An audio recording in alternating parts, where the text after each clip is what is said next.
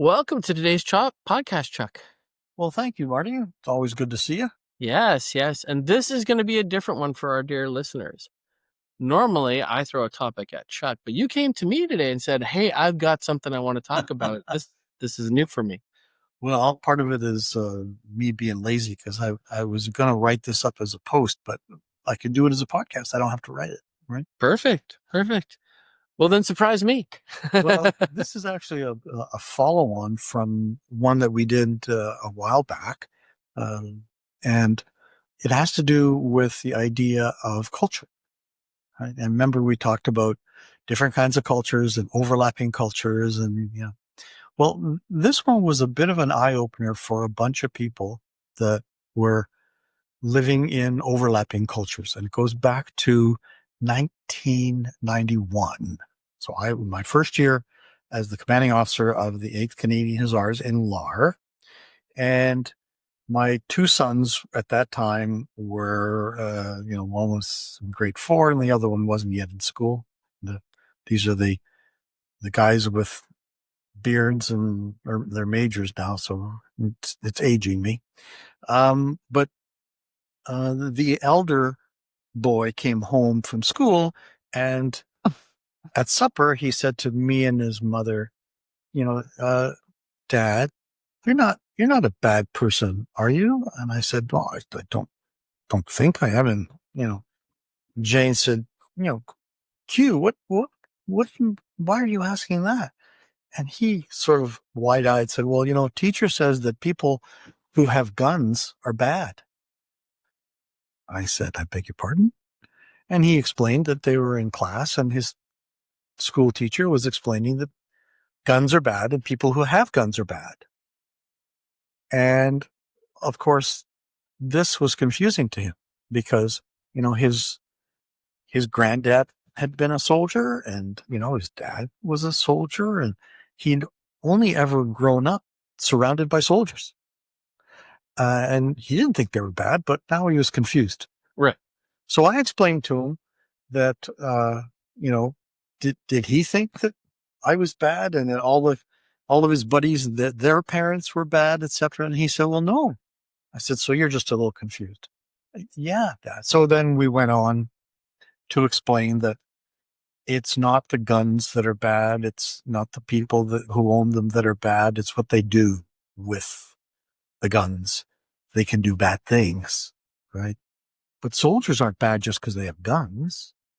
Soldiers are good, right? And that we are here for a good reason because we want to make sure that bad things don't happen to this country. And that's why we're here in Germany. Well, give him a break. He's at this point, what is he, 8, 9 years old?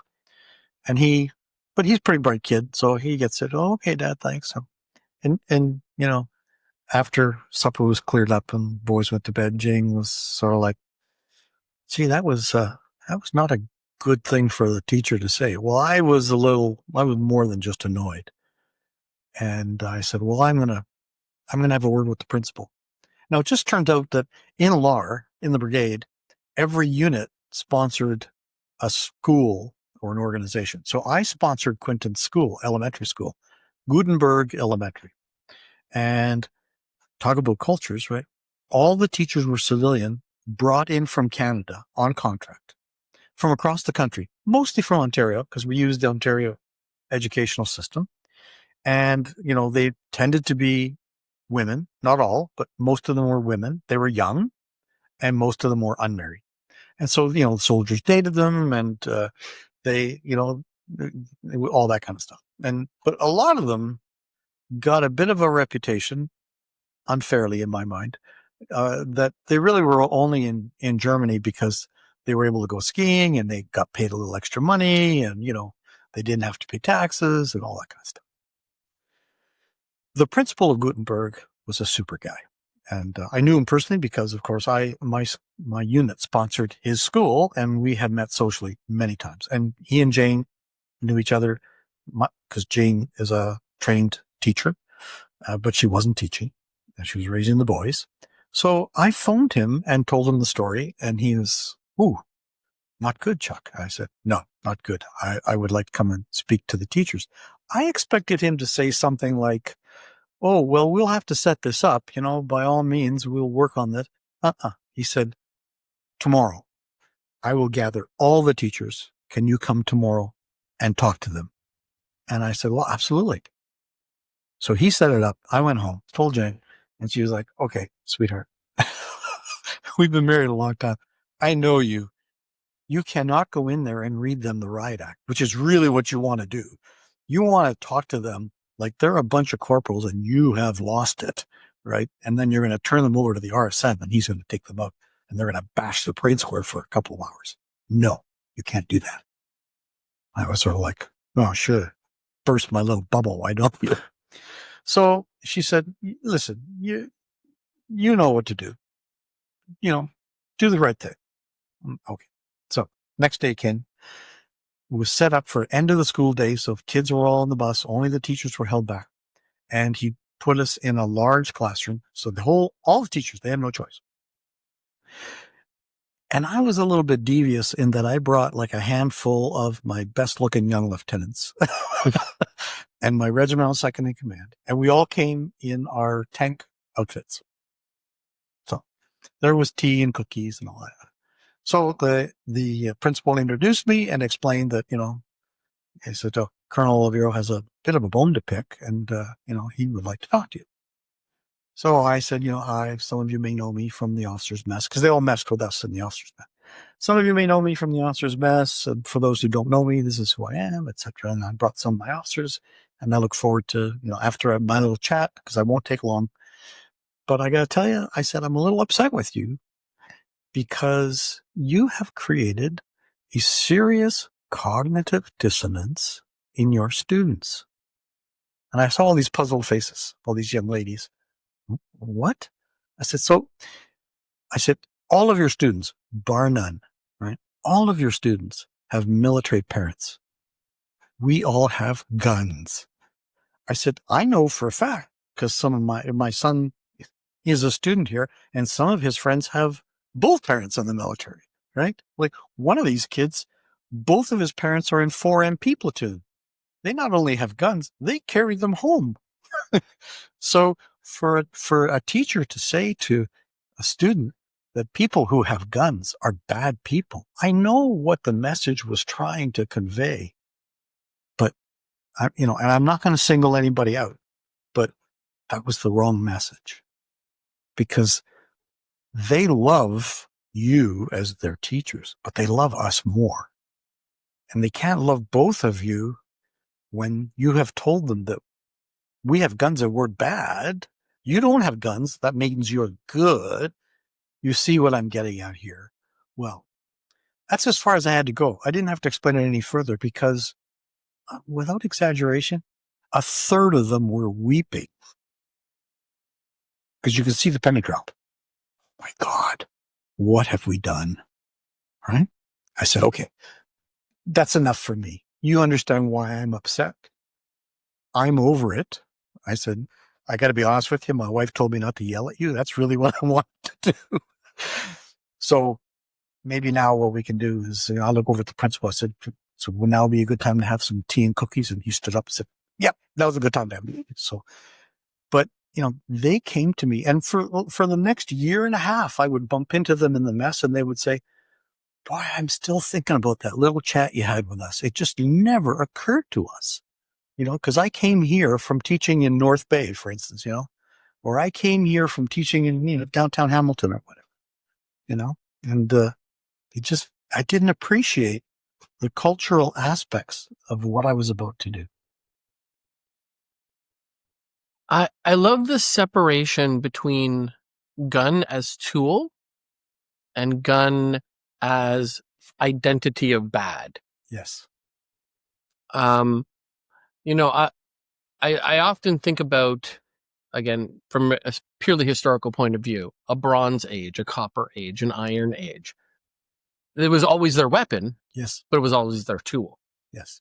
It's an application. Right. I don't think guns are bad. I've never personally owned one. I've used one as a tool of profession. Yes. Often. And I think what you just brought out there was exactly that around the notion of profession. I don't know that we've always had the notion that a soldier is a professional in the same way that a dentist is a professional. Yes. Yes. They really are professionals, and it is a profession, and it is a thing that needs to be taught, and it is a thing that needs to be applied. But in the great world of, and we've talked a little bit on different podcasts about talent, Yeah, right. does the IT guy, the cook, and the engineer all contribute the same? Right. And what we're talking about here is warrior class, that there's always been a protector of the village, Yes. whatever you want to call that. And that's its own profession. And it's a necessary profession.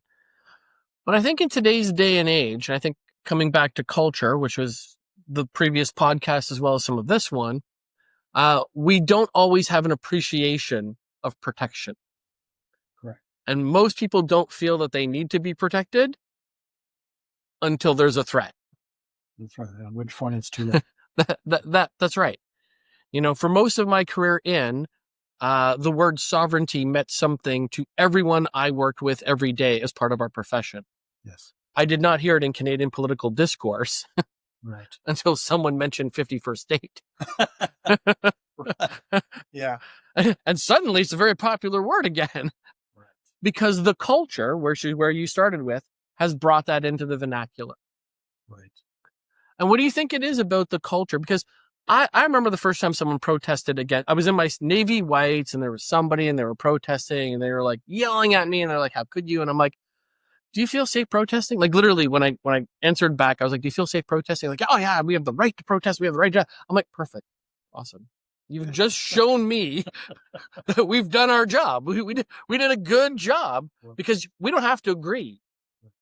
That we didn't become soldiers so everyone would agree with us. We became professionals so that you would have the right to disagree with us and how we disagree." Yeah, we tend because of our national culture and our form of government, and the fact that we didn't have a written constitution for the longest time. And just to go on record, I still think it was a mistake to repatriate the BNA Act, but we have a written constitution. Americans talk about this a lot more than we do, but for the longest time, we didn't have to argue about where the comma was in the Second Amendment because we didn't have it, right? The judges on the Supreme Court and Parliament created law based on precedent and history. And so we knew where we stood, more or less. But I suppose, as a multicultural society, things started to change and our culture started to change with it. And so where am I going with this?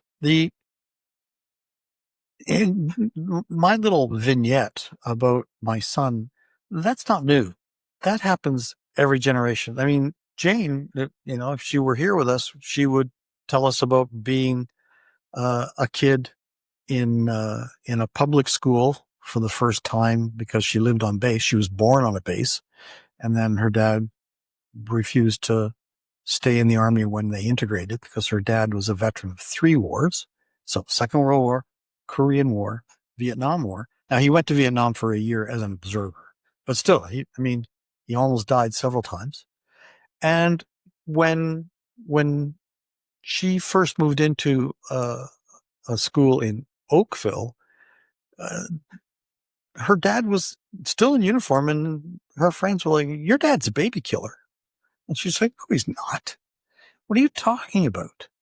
He says, "Well, he's in the army. He must be a baby killer." Right?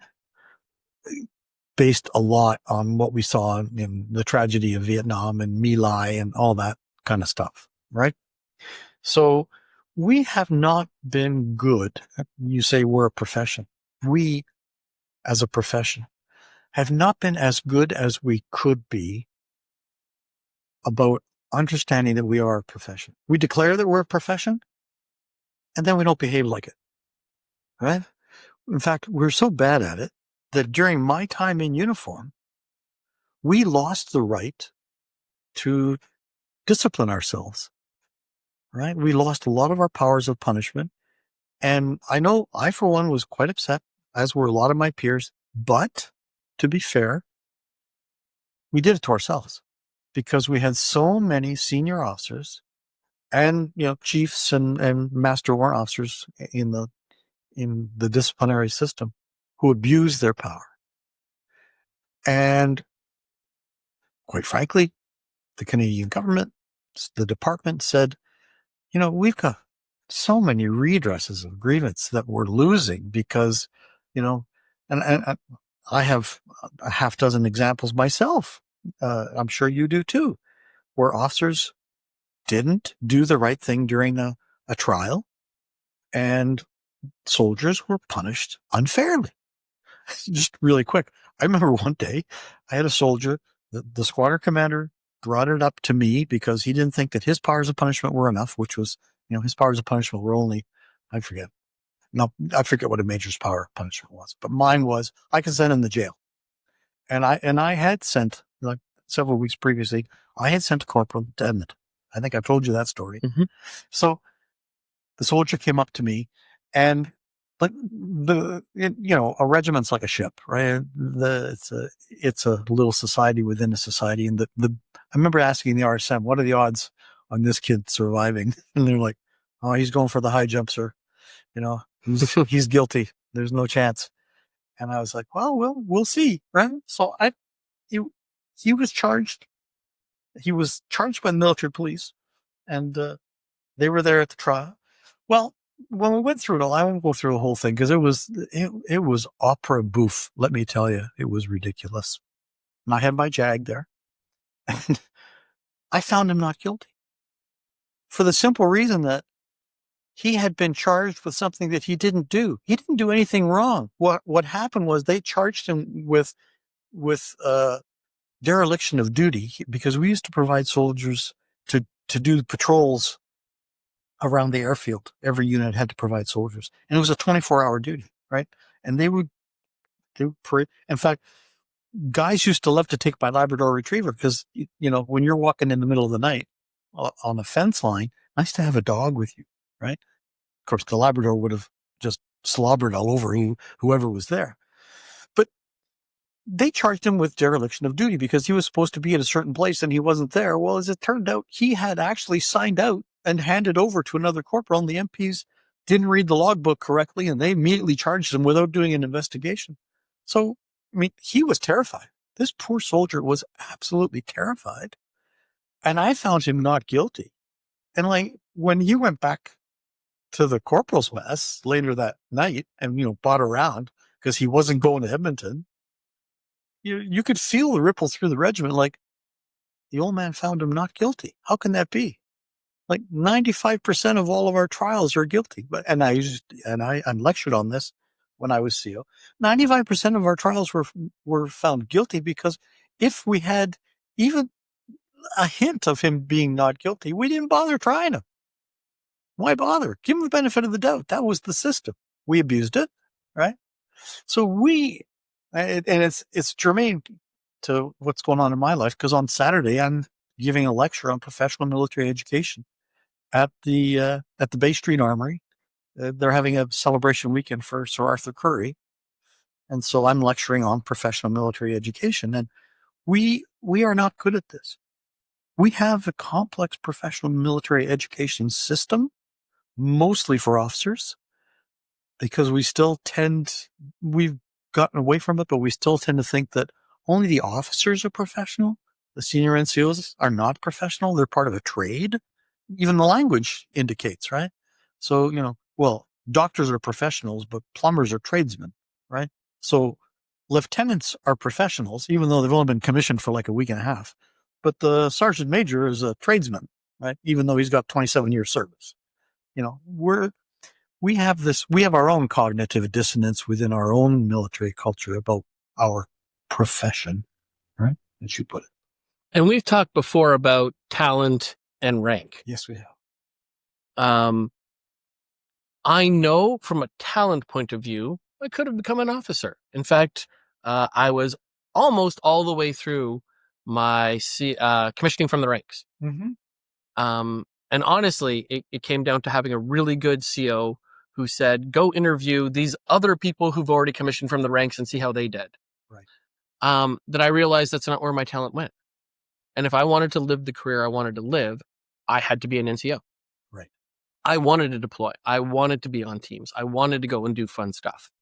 That's what I wanted to do. Sure. And I wasn't going to get that if I went into a different space. Correct. But like you just said, we have a cognitive dissonance around how we see that. Yes. When I turned down my first promotion to Petty Officer First Class, I had to have an admin review.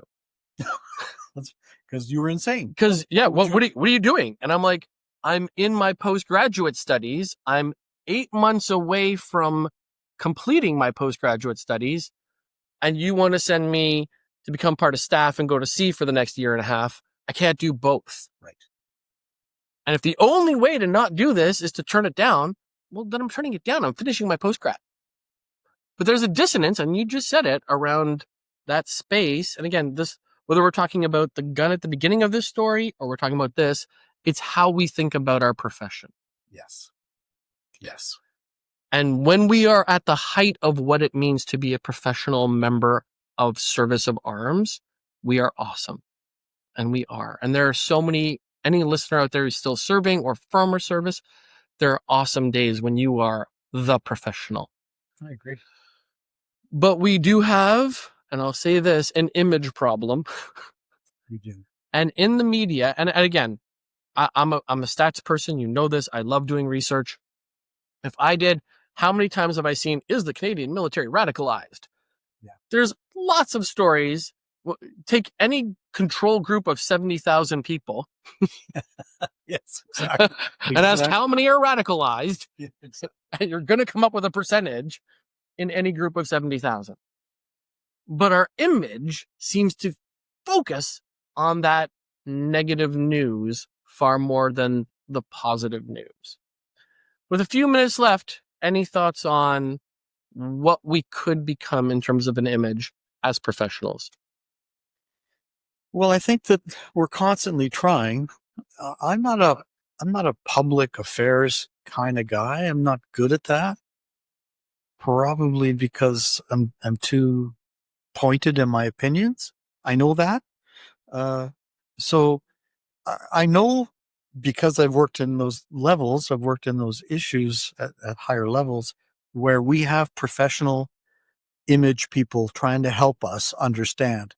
And to use an example that might help the non-military people that listen to this podcast, look at the difference between the way the generals and chief warrant officers and chief petty officers in the audience behaved between when the Secretary of Defense, Pete Hegseth, spoke to them and the way they behaved listening to him. They behaved absolutely professionally. They understood things that he will never understand. So our difficulty is that we give voice to people like, Pistol Pete Hegseth, and we shouldn't. And when people pick on the negative aspects, we need to say, whoa, whoa, whoa. What you say is true. We have that issue. But let's balance that off with things like, we raise more per capita for the United Fund than any organization in this country, right? We are willing to go into harm's way on 5 minutes notice to places on the planet where most people, you couldn't pay them enough money to go, even get on the aircraft to go in that direction, right? We're like firefighters. We run towards the flame. We need to start doing a better job of emphasizing the positive sidebar attitude of our profession. Yeah, it's not perfect, but there's much more positive about it than negative, and we need to start emphasizing that better. I think that's beautiful, and I think it's a beautiful place for us to finish today, is that so much of a firefighter's world is doing the job, and then it's not about glory. This is not a glory system. No. You and I met at a charity fundraiser that we both happen to be, but it's not about the glory of that. And maybe, and I'm not saying we need more glory, but we need to have our best face forward sometimes, a little more recognized. I agree. And so I really appreciate it. I appreciate you coming with the story. I appreciate you not letting me know what we're going to talk about before we started. And I appreciate the candor of the conversation. Well, let me end with an apology to my son, Quentin, who might listen to this for embarrassing. We will only put him in a professional light. Thank you, Q, for being part of the story. Thanks, Martin. Have a great night.